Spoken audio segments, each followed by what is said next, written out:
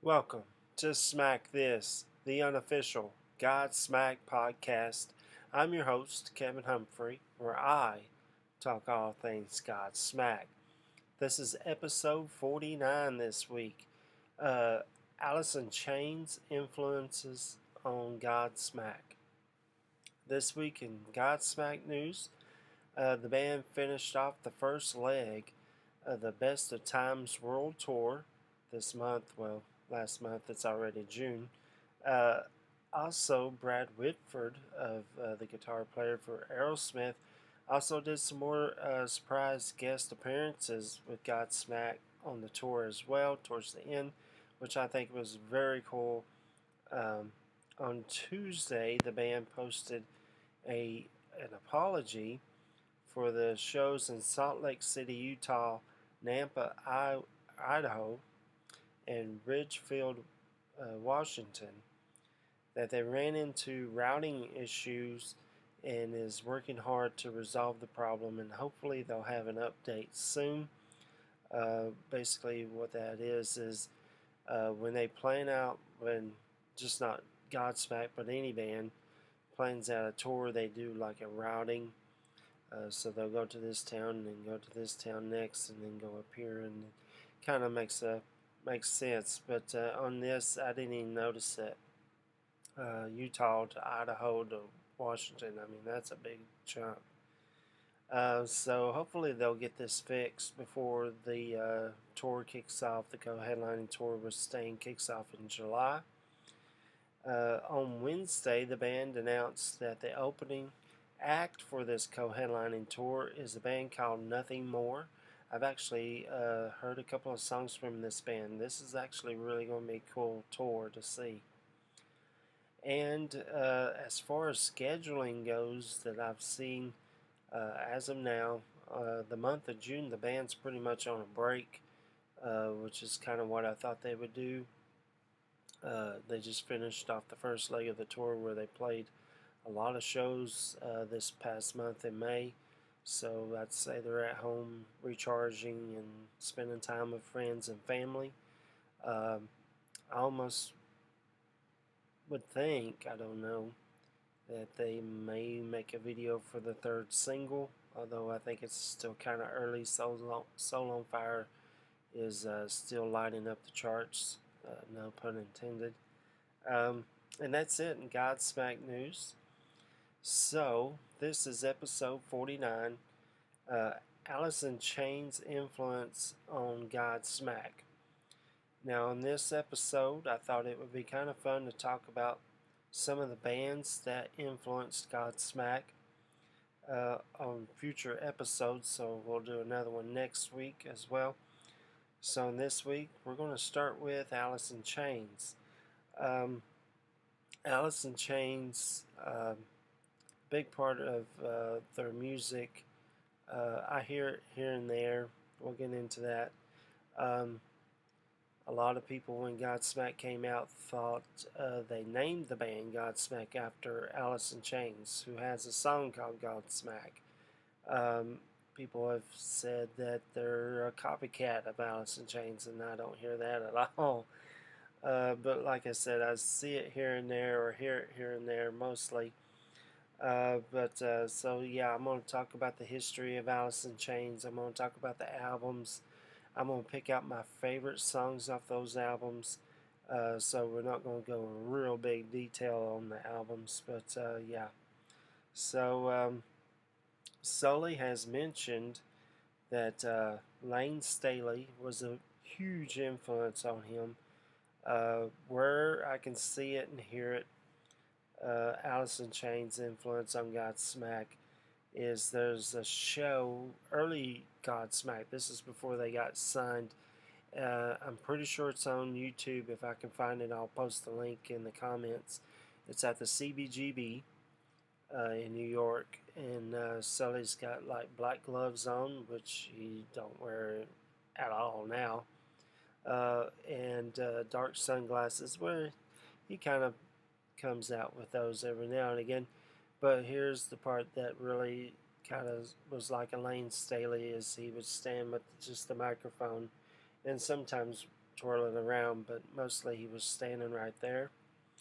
So that's definitely a Lane Staley pose.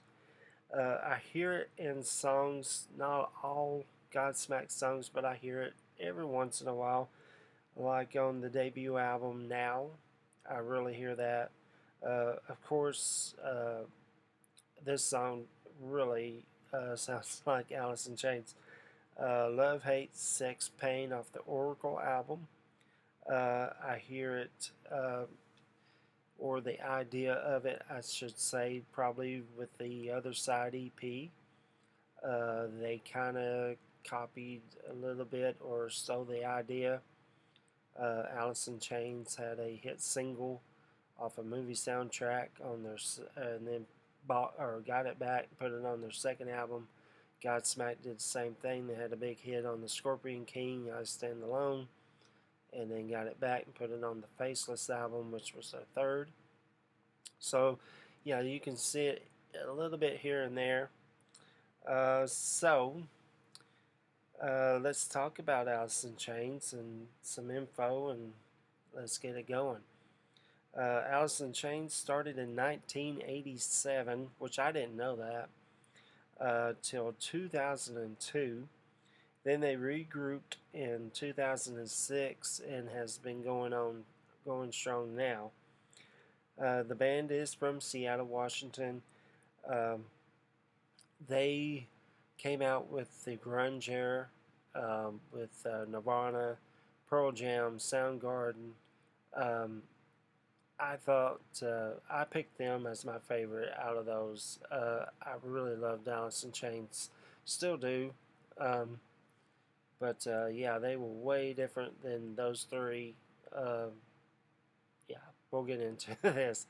Um, the band was formed by guitarist and co-vocalist Jerry Cantrell, who's an amazing guitar player and singer, and drummer Sean Keeney, again, fantastic drummer.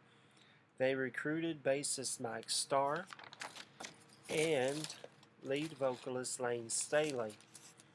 Like I said, they are considered grunge, and it's here and there on some of their songs, not a whole lot. Metal, sorta, kinda, almost.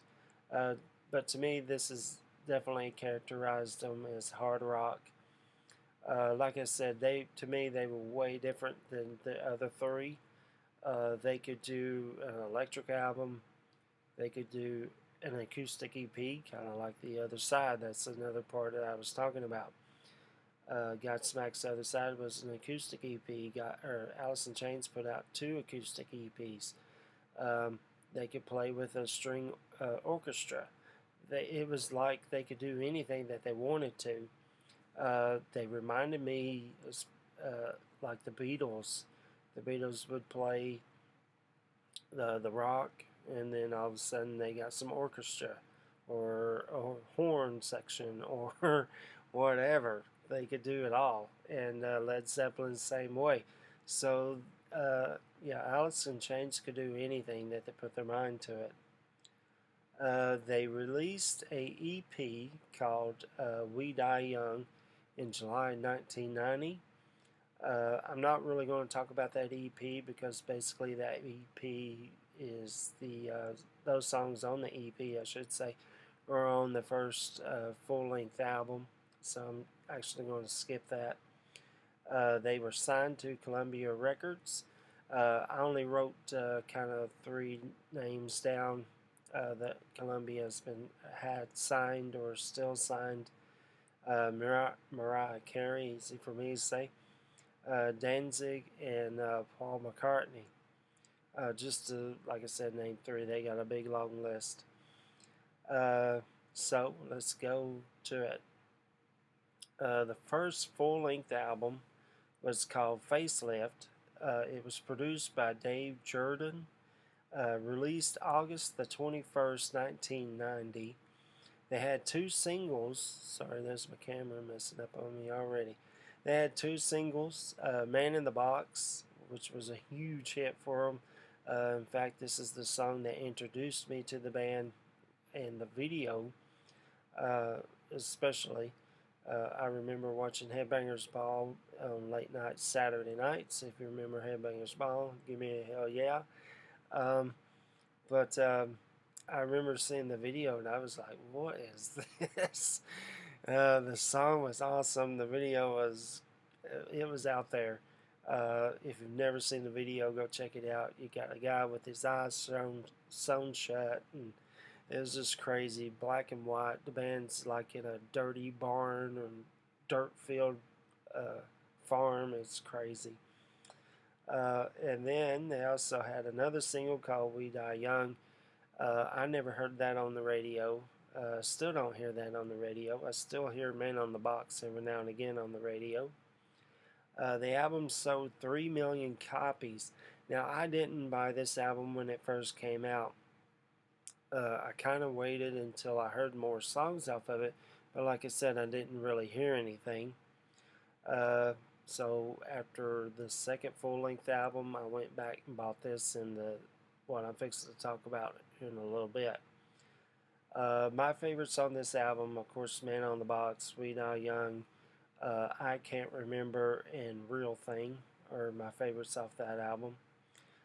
They went on tour and opened up for Iggy Pop, Van Halen. I remember that story. Sammy Hagar said that he handpicked Alice in Chains to be the opening act. He played the Facelift that album to Eddie Van Halen, and he was like, "Oh yeah, let's get this band out here." Poison, Extreme. They also went on a big tour called Clash of the Titans with Anthrax, Megadeth, and Slayer. And then they recorded a acoustic EP. So this is the first EP. It was called SAP, S-A-P, produced by Alice in Chains and Rick Parcher.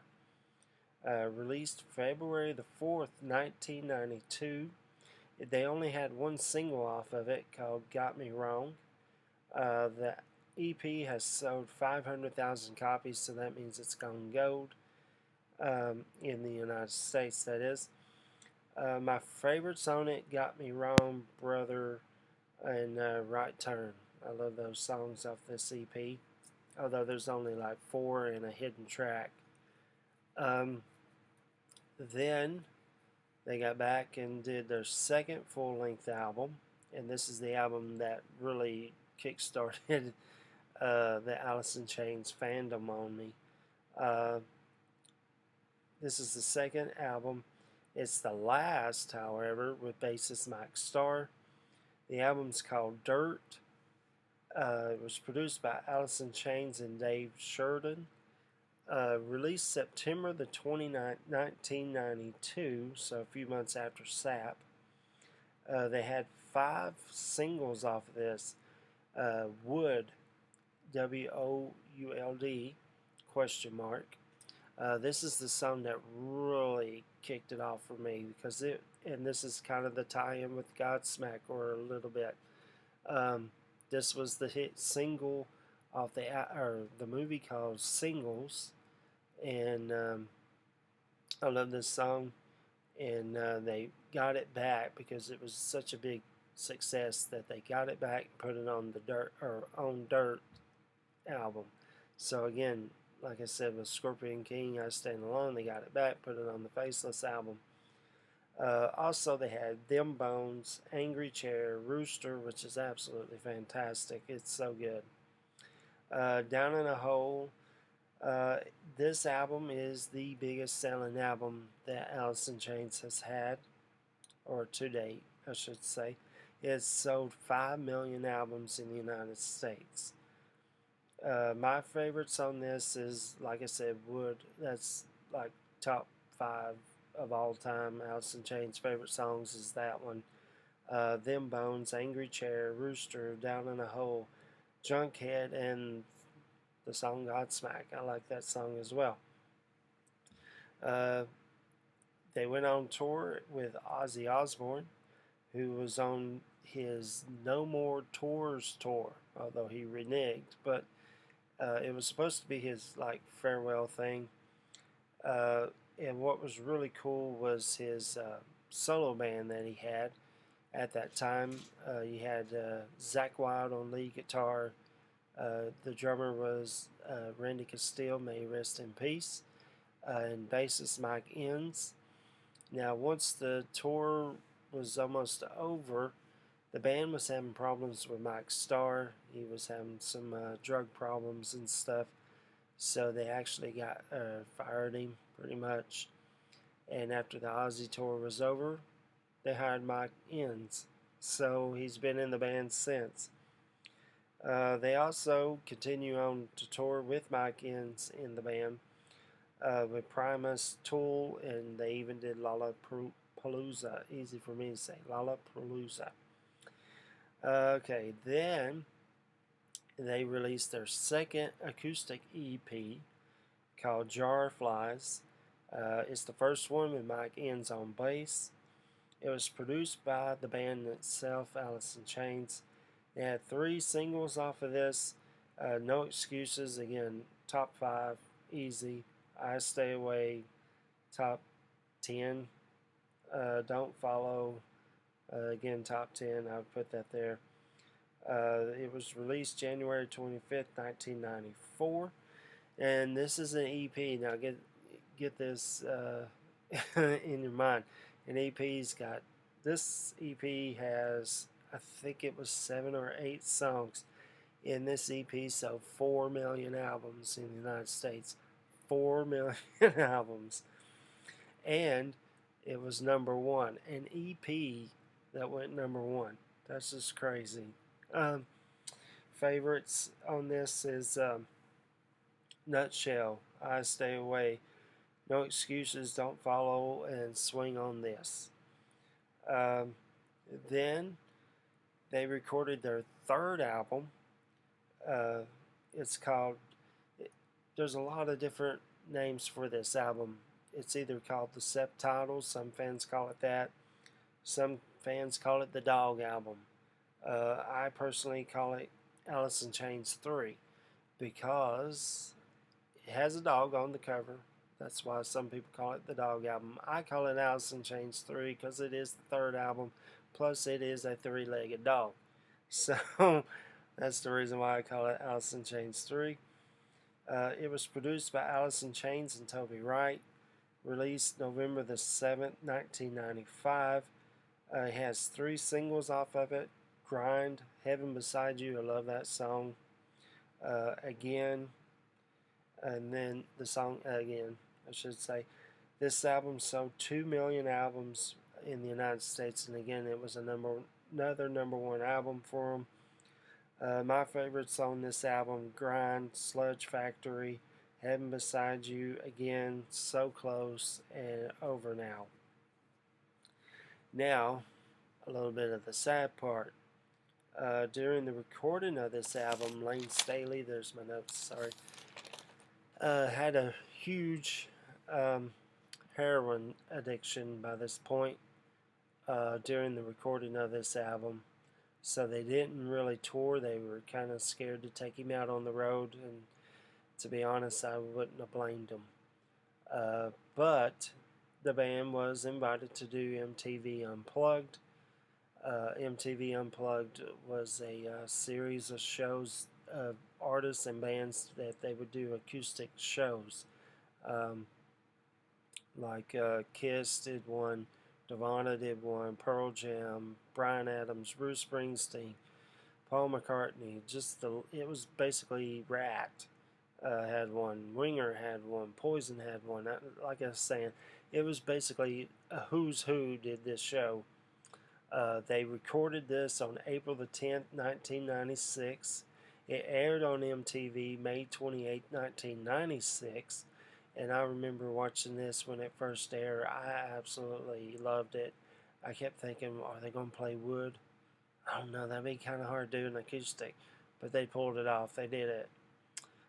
Then Columbia released the album version of MTV Unplugged, Alice in Chains, July 30th, 1996. It had a new song on it called The Killer Is Me. The album was produced by Alice in Chains and Toby Wright. and it has sold 2 million albums in the United States so far. Fantastic album. If you love Alice in Chains, you have to have this MTV Unplugged. It's absolutely amazing. Or the DVD. Get the DVD as well, if you can find it, that is.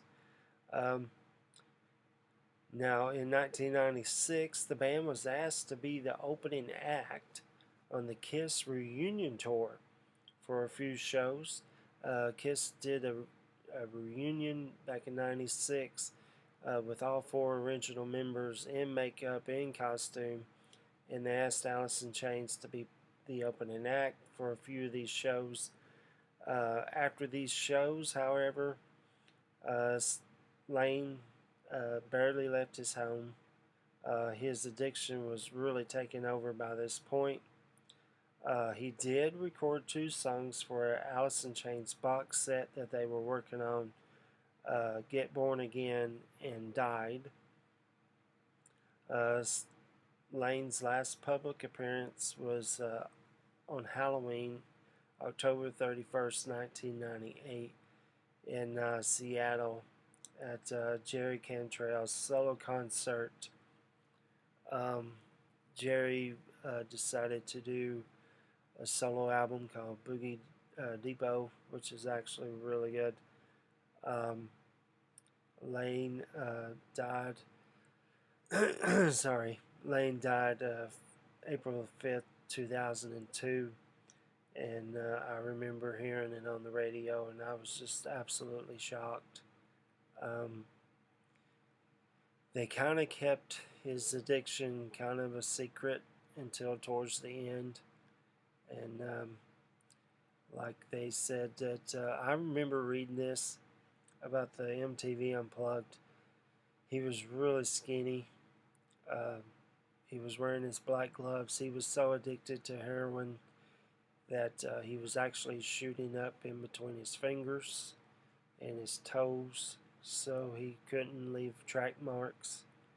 I just couldn't believe it. As you could tell, I was getting kind of choked up just talking about it. Great singer, great songwriter. The autopsy said that he died of what is called a speedball, a mixture of heroin and cocaine. They said it was accidental death, but who knows? This part I didn't know when I was putting this podcast or episode together, that he died 8 years prior on the same date as Kurt Cobain. Again, it was just crazy to think about.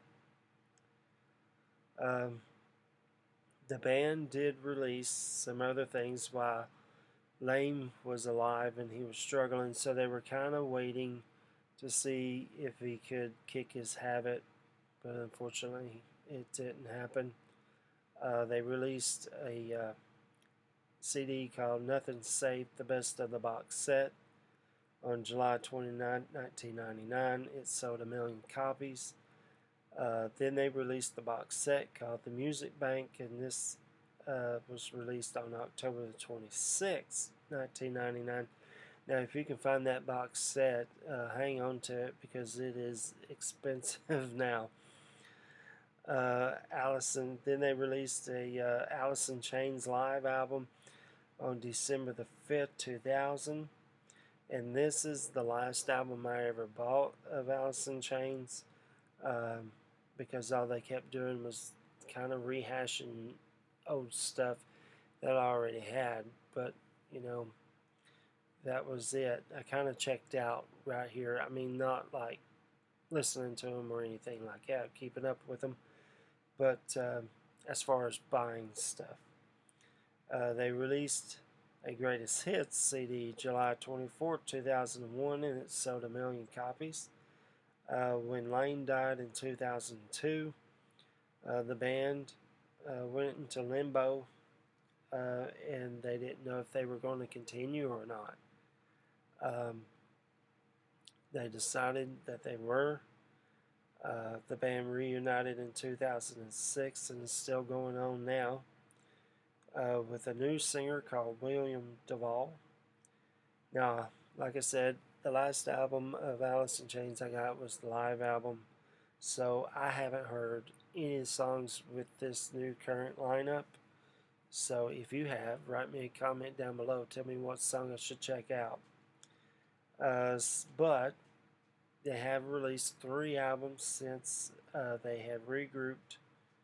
Uh, the first album is called Black Gives Way to Blue on September 29, 2009.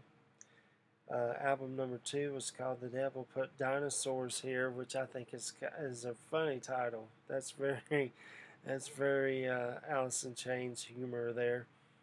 On May 28, 2013. And then their current album, which is their third, is called Rainer Frog on August 24, 2018. And another sad news is that original bass player Mike Starr died of an overdose on March the 8th, 2011. Again, I remember hearing this and was just like shocked. I couldn't believe it. Now, what I found really cool when I was putting this episode together is that Sean Keeney, the drummer, when Alice in Chains go on tour, he has LS and MS on his big bass drum, so for everybody to see. It's a remembrance of Lane Staley and Mike Starr. When they on tour, Jerry Cantrell dedicates the song Nutshell to Lane and Mike Starr. Again, that's really cool, but sad at the same time. So that's it for this week. The influence, Alice in Chains' influence on Godsmack. Homework this week. Are you an Alice in Chains fan? Write me a comment down below. Have you listened to the new stuff since they've regrouped in 2006? Like I said, I haven't. I kind of feel a little bit weird because to me, Lane Staley and Jerry Cantrell were like that. They were like Steven Tyler, Joe Perry. They were like Mick Jagger, Keith Richards. They were like Paul McCartney and John Lennon. They were like, you see what I mean? So it was hard for me to listen to the new band. So I don't know. If there's a song I should check out, write me a comment. And that's it for this week. Next week episode is episode 50. Can you imagine? I can't imagine that. 50 episodes. Episode 50, we're going to continue on with the influences. This is the band that they had 2 brothers in the band. They came from Texas. They had a bass player from Texas, the lead singer from Louisiana. I'm talking about the Cowboys from Hell. I'm going to be talking about Pantera, and that's next week. If you know anybody that's a Godsmack fan, likes to talk about Godsmack, hear about Godsmack, send them this way. Send them the link. Tell them go on Google, Firefox, YouTube. All the episodes will pop up. Don't forget to like, subscribe, give me a thumbs up. That helps out the podcast a lot. And that's it for this week. I'll see you guys next Thursday. And you just got Godsmacked.